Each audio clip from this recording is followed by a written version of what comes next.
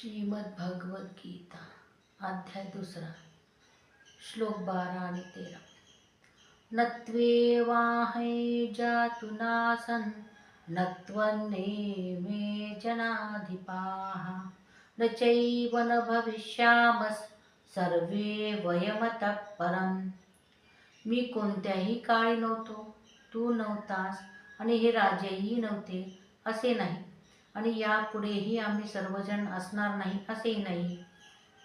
देहिनोऽस्मिन् यथा देहे कौमारै यौवने जरा तथा देहान्तरप्राप्तिर्धीरस्तत्र न मुह्यते.